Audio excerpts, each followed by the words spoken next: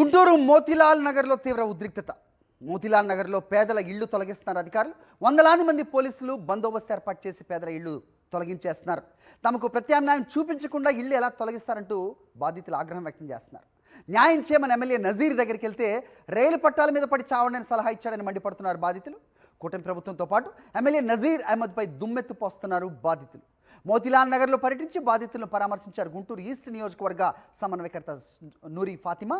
ప్రత్యామ్నాయ ఏర్పాట్లు చేసిన తర్వాతే ఇళ్లు తొలగించాలని డిమాండ్ చేశారు నూరి ఫాతిమా.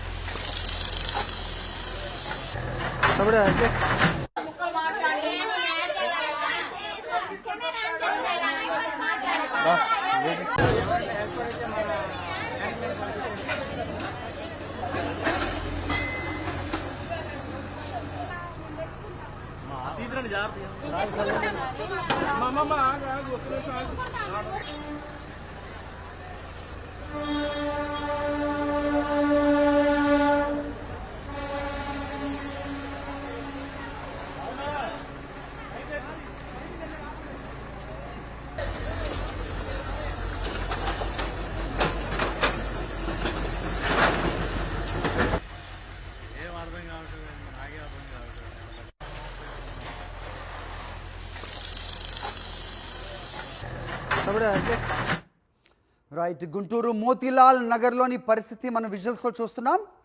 మోతీలాల్ నగర్లో పేదల ఇళ్లు కూల్చేస్తున్నారు అధికారులు. వందలాది మంది పోలీసులు బందోబస్తు ఏర్పాటు చేసి పేదల ఇల్లు తొలగించేస్తున్నారు. తమకు ఆల్టర్నేటివ్ అంటే ప్రత్యామ్నాయం చూపించకుండా ఇల్లు ఎలా తొలగిస్తారంటూ బాధితులు ఆగ్రహం వ్యక్తం చేస్తారు.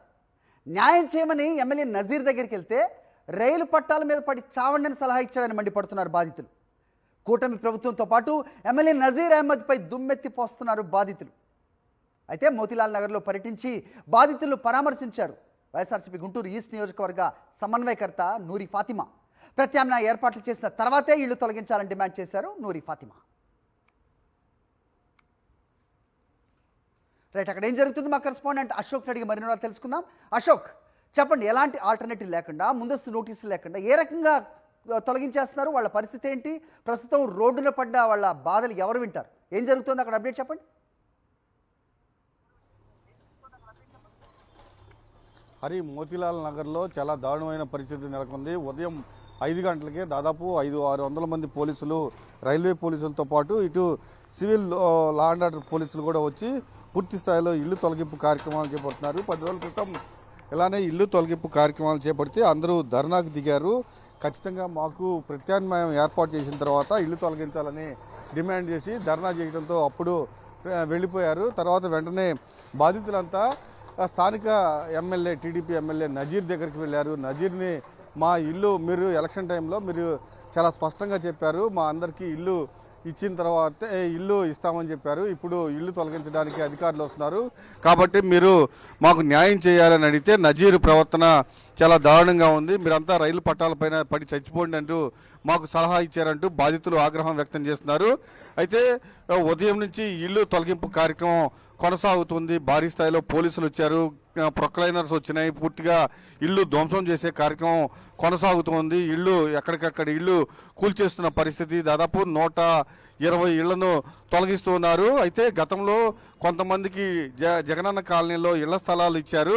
కనీసం ప్రభుత్వానికి దాదాపు 2 సంవత్సరాల నుంచి ప్రభుత్వానికి చెప్తున్నాము, మీరు కనుక మా ఇల్లు తొలగించిన పక్షాన తొలగించడానికి ప్రయత్నిస్తే కనీసం ఆ జగనన్న కాలనీలో గత ప్రభుత్వంలో ఇచ్చిన ఇళ్ళన్నా నిర్మాణం చేయండి, లేకపోతే అక్కడ మౌలిక సదుపాయాలు ఏర్పాటు చేయండి, మేమే స్వచ్ఛందంగా వెళ్ళిపోతామని అనేక సార్లు చెప్పాము. కానీ అవేమీ పట్టించుకోకుండా ఈరోజు ఉదయం అర్ధాంతరంగా వచ్చి ఇల్లు కూల్చేస్తున్నారు. పూర్తిగా మేమంతా రోడ్లను పడాల్సిన పరిస్థితి ఏర్పడింది. పూర్తిగా కట్టుబట్టలతో ఇళ్లలో ఉన్న సామాన్లన్నీ బయటికి తీసి ఇప్పుడు వెళ్ళిపోమని చెప్తున్నారు. ఎక్కడికి వెళ్ళిపోవాలో అర్థం కావట్లేదంటూ ఆగ్రహం వ్యక్తం చేస్తున్నారు. పూర్తిగా మనం చూస్తూ ఉన్నాం, ఉన్న ఇళ్లను దాదాపు ఈ మోతీనగర్లో ఉన్న ఇళ్లను పూర్తిగా కూల్చివేస్తున్నారు. భారీ పోలీసులు బలగాల పహారాలో కూల్చివేయడం జరిగింది.